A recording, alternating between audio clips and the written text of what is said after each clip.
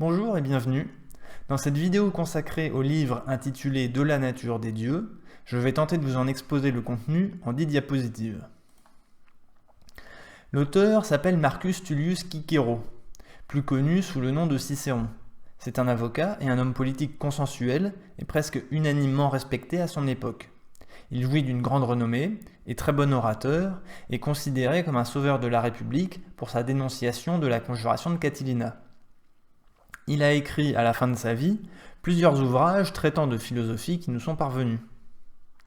Il a écrit son livre dans la période qui suit la guerre civile opposant les héritiers de Jules César, à savoir Marc-Antoine et Octave, à ceux qui l'ont assassiné et qui se considèrent comme les derniers partisans de la République.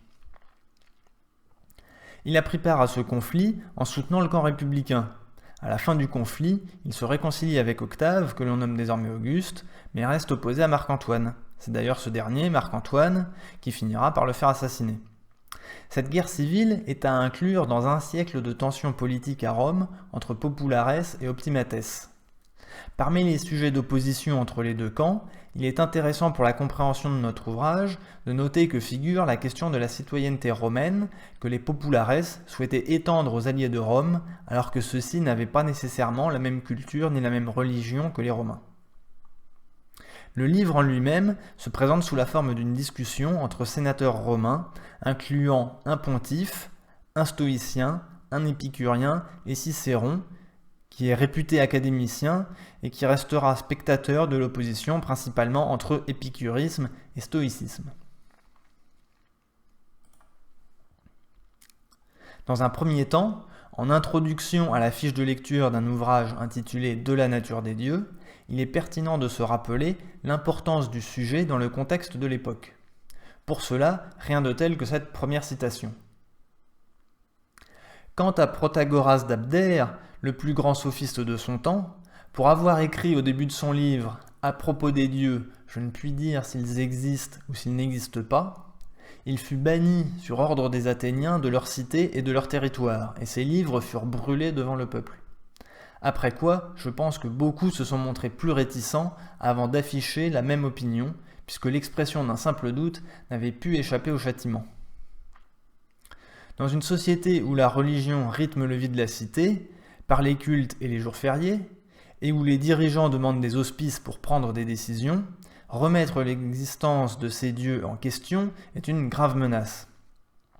C'est ce que Cotta, le pontife, c'est-à-dire le prêtre, qui participe à la discussion rapportée dans l'ouvrage, rappelle dans cette deuxième citation « Je dois défendre les croyances que nous avons héritées de nos ancêtres sur les dieux immortels, ainsi que les rites, les cérémonies et les pratiques religieuses.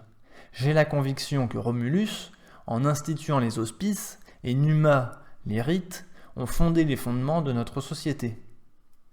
Sans aucun doute, elle n'aurait jamais pu devenir aussi grande qu'elle l'est sans s'assurer la pleine faveur des dieux immortels. Les croyances partagées sont ici perçues comme le fondement de la civilisation. Les remettre en question, c'est menacer de saper l'édifice civilisationnel. Cette idée, esquissée ici dès le 1er siècle avant Jésus-Christ, se retrouvera notamment chez Gustave Le Bon dans son livre intitulé « Psychologie des foules », sur lequel j'aurai l'occasion de faire une prochaine vidéo. La question de la nature des dieux est donc fondamentale. Mais qu'est-ce qui justifie l'écriture de cet ouvrage, alors que ses fondements ont déjà été posés par Romulus, le fondateur mythique de Rome, et par Numa Pompilius, son successeur direct? Pour ce qui est de l'idée que s'en fait Cicéron, la citation qui vient me semble éloquente. Si nous comparons nos qualités propres à celles des peuples étrangers, on trouvera que nous leur sommes égaux, ou même inférieurs à bien des égards, mais que nous leur sommes bien supérieurs dans la religion, c'est-à-dire le culte des dieux. Mais, par la négligence des grandes familles, la science augurale s'est perdue. On a méprisé la véracité des auspices, on n'a sauvé que les apparences. La culture d'une civilisation est quelque chose de mouvant, mais ici ce n'est pas un simple mouvement que Cicéron déplore, mais bien une perte. Défenseur d'une république qui vient de disparaître, il semble également nostalgique d'une culture qui a déjà disparu et dont il ne reste plus que les apparences. Maintenant que nous avons établi l'importance de la question de la religion romaine à cette époque, se pose la question de caractériser ses croyances. Quelles en sont les particularités ? On pourra trouver chez Ovide, dans une œuvre intitulée Les Fastes, une réponse à cette question. Au passage, il peut être intéressant de noter qu'Ovide suit Cicéron de quelques décennies seulement. On peut donc se demander si son œuvre n'avait pas vocation à combler le vide de connaissances que constate Cicéron. Un point important concerne la relation à l'argent. L'opposition au luxe importé de l'Orient grec caractérisait déjà la politique de Caton le Censeur au IIe siècle avant Jésus-Christ. L'attitude exemplaire de Manius Curius Dentatus face à la tentative de la corruption par l'argent des Samnites au IIIe siècle en est un autre exemple. La citation qui suit témoigne aussi du fait que la fortune aléatoire n'est pas un critère pertinent pour évaluer le mérite ou la dignité. Personne ne pourrait distinguer la fortune de l'inconstance et de l'irréflexion, qui sont assurément indignes d'une divinité.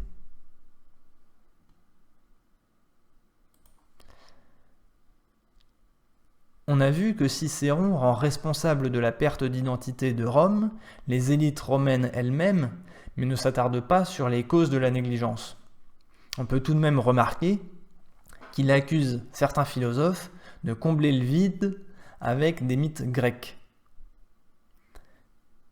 Première citation, « Toutes ces fables, et d'autres du même genre, ont été rassemblées à partir des anciennes traditions de la Grèce. Tu comprends bien qu'il faut les combattre pour qu'elles ne perturbent pas nos pratiques religieuses. Or vos stoïciens, loin de les réfuter, leur donnent encore plus de poids en montrant pour chacune d'elles la signification qu'elles recèlent. » Deuxième citation, « Célus, castré par son fils, Saturne enchaîné, également par son fils, ces fables et d'autres du même genre, vous les défendez au point que ceux qui les ont inventées, loin de vous sembler fous, paraissent même avoir été des sages. Et quel mal vous vous donnez dans vos pitoyables étymologies. » Une autre caractéristique de la religion romaine est l'absence de récits mythologiques sur les dieux, qui a été clairement identifiée notamment par Georges Dumézil.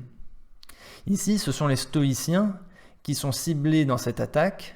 Il semble qu'ils aient été perçus comme responsables de l'importation de mythes grecs dans la culture romaine. On peut noter également que les arguments basés sur l'étymologie ont une longue histoire et semblent avoir été décriés depuis toujours.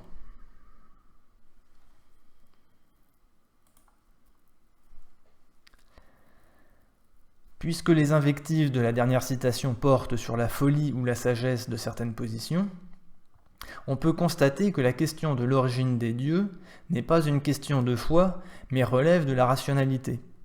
En particulier, l'observation du monde, et notamment de la mécanique céleste, amène à considérer le monde comme une perfection. Je cite, « Selon Platon, il y a deux types de mouvements, l'un spontané, l'autre dont l'origine est extérieure. Mais l'être qui se meut de lui-même, spontanément, est plus divin que celui qui est mis en branle par une impulsion exogène.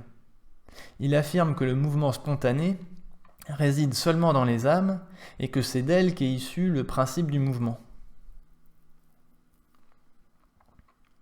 Si on applique à l'homme cette distinction des mouvements en deux types déterminés par l'origine endogène ou exogène, cela donnerait que les fashion victims ou les PNJ n'ont pas d'âme puisque leurs mouvements sont impulsés par autrui via la publicité, la propagande, les réseaux sociaux, etc.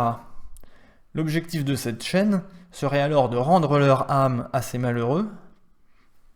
On peut également se demander si les films ou séries à base de vampires ou zombies ne jouent pas sur la question de l'impossible cohabitation entre des personnes dotées d'une âme et d'autres qui en ont été privées par des forces qui semblent surnaturelles. Au passage, on verra avec la vidéo sur le livre Propaganda d'Edward Bernays que les forces qui privent les gens de leurs âmes ne sont pas nécessairement surnaturelles. Et voici une autre citation de Balbus qui reprend la doctrine stoïcienne. « Rien n'est plus parfait que le monde, rien n'est meilleur que la vertu appartient donc en propre au monde.